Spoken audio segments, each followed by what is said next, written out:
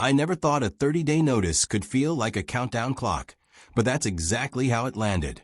The question that kept looping in my head was simple and cruel. Could a piece of paper really force me to rehome my dog before winter even started? Outside, the wind rattled the building's metal siding, and inside, that notice sat on my kitchen counter like it owned the place. I'd lived in snowbelt communities my whole life, so I knew what winter meant here. Once the first storm hit, everything slowed down, including options.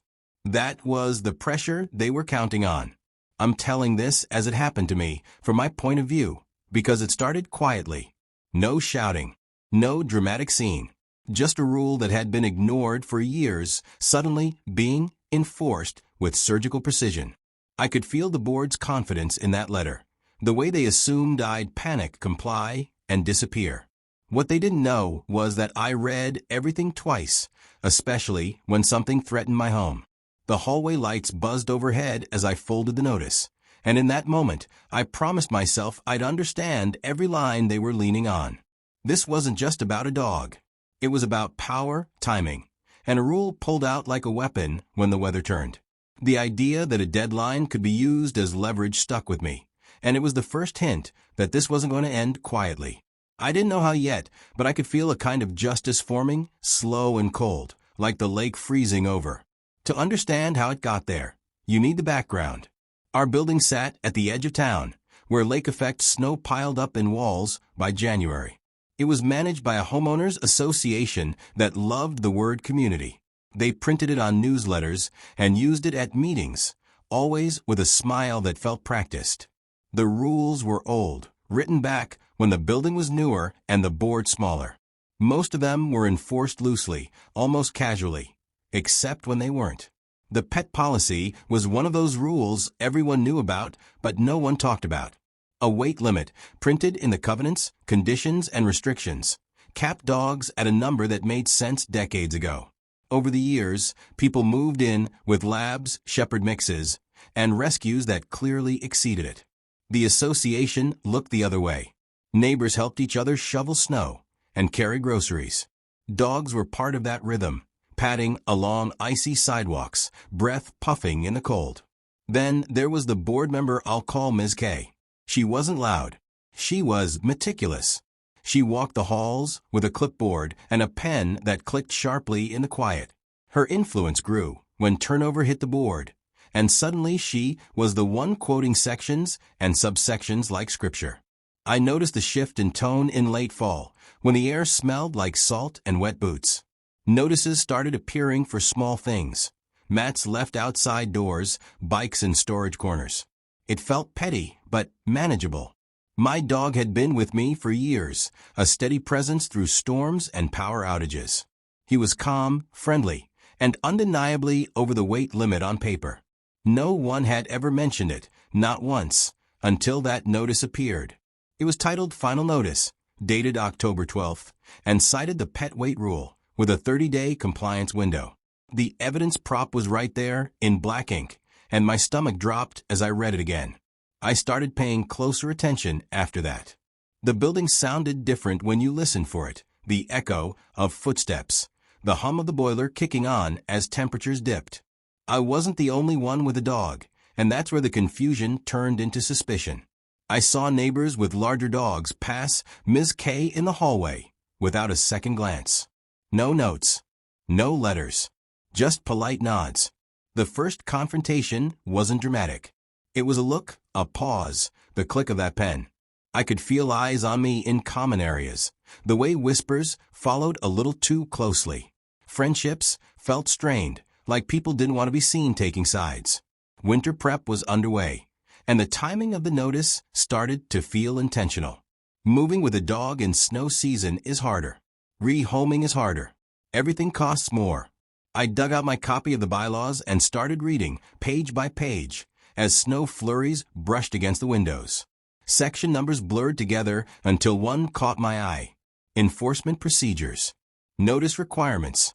It was dry, technical language, but it mattered. I marked pages with sticky notes, building a quiet case on my kitchen table. The rule existed, yes, but so did limits on how it could be enforced. Right around then, I realized the deadline wasn't just pressure. It was a gamble. If I waited, I risked fines and escalation. If I acted too fast, I played right into their hands. And as I compared dates and patterns, a bigger question surfaced. Why now, and why me? By the time the calendar flipped deeper into October, the building felt tighter. Radiators hissed awake in the mornings, and boots lined the entryway like soldiers. I kept my head down, but I kept my eyes open. Section 3 of this story, the part where small disputes turn into something sharper, unfolded in ways that were easy to miss unless you were already alert. I started documenting everything. Dates, times, where I saw which dogs, and whether any notices appeared on doors. This wasn't paranoia, it was pattern recognition. I requested copies of recent board agendas through the association's standard process, and one item stood out like a bruise. Pet compliance review. No details, no names, just a line buried between landscaping bids and snow removal contracts. The faint smell of disinfectant lingered in the hallway as I read it, and I knew this wasn't random. The first fine warning arrived before my 30 days were even halfway done. It referenced the same rule, the same section, and added a potential monthly penalty if compliance wasn't achieved. No amount listed yet, just the threat of it. I filed it with the original notice, noticing the subtle change in language. They were escalating early, testing how far they could push. I wasn't alone in feeling the shift. Neighbors stopped lingering in common areas. People who used to chat while waiting for the elevator now stared at their phones. The association had created a climate of quiet compliance, and it worked because no one wanted to be next. This was classic homeowners association drama, the kind that doesn't explode all at once, but seeps into daily life. I reviewed Section 6.11 again, the part about uniform enforcement. It stated that rules had to be applied consistently, without selective targeting. It wasn't flashy, but it was clear. I cross-referenced it with dates of move-ins and known dog owners. The more I compared, the more uneven it looked. My dog wasn't unique in size. The enforcement was. A neighbor hinted indirectly that Ms. K had taken issue with something unrelated months earlier. A parking disagreement. A complaint about noise that never went anywhere. The realization settled in with a dull thud. This wasn't about pets. It was about control. At that point, the risk shifted. It wasn't just about losing my dog. It was about money, fines that could stack up quietly while winter closed in. And once fines started, they rarely stopped without a fight. Section 4, the escalation, hit hard. The board scheduled a compliance hearing. Mandatory attendance, noted in bold. Snow fell heavily that night, flakes slapping against the windows like static. I prepared my notes, but reminded myself this wasn't court. This was internal, controlled by the same people pushing the rule. The hearing itself was sterile. No shouting, no raised voices, just a recitation of policy and a reminder of the deadline. I paraphrased my position calmly, referencing Section 6.11 and the lack of uniform enforcement. Their response was noncommittal, a promise to review records.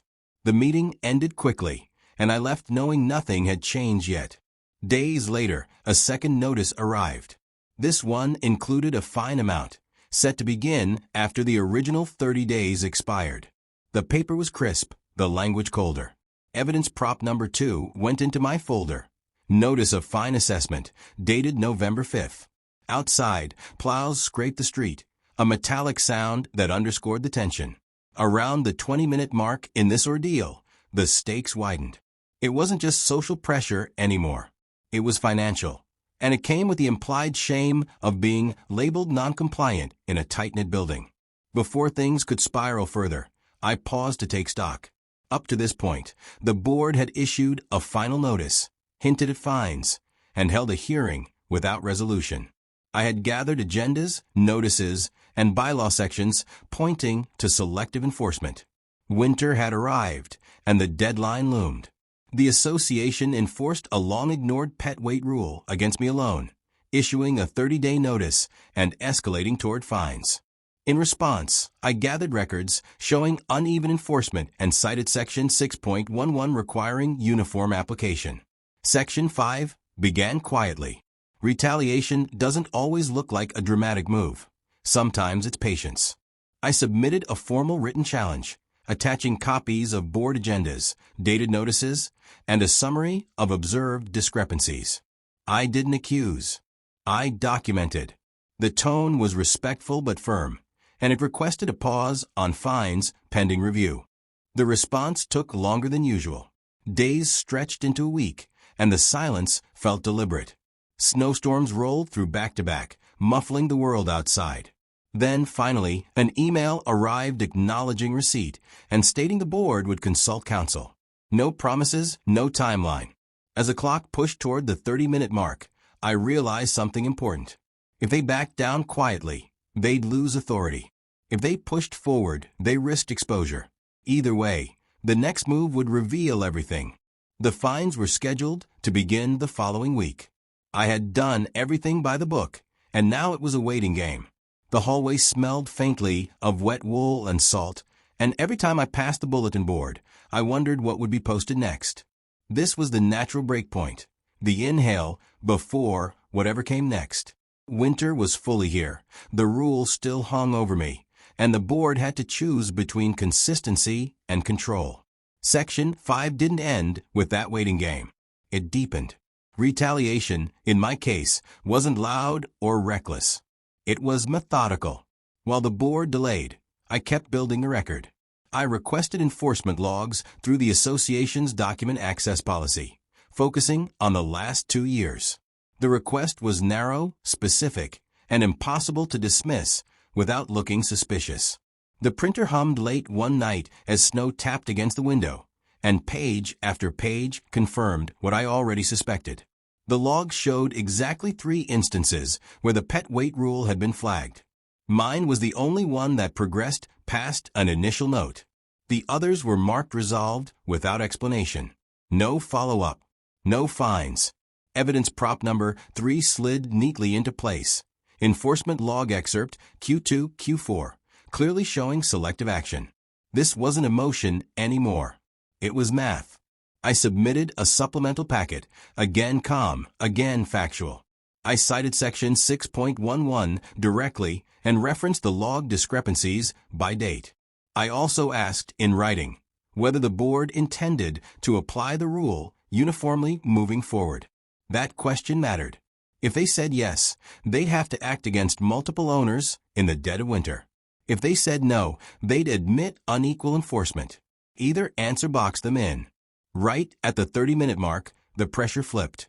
What started as a deadline against me was now a deadline against them, and the cost of pushing forward had suddenly doubled. The response came faster this time.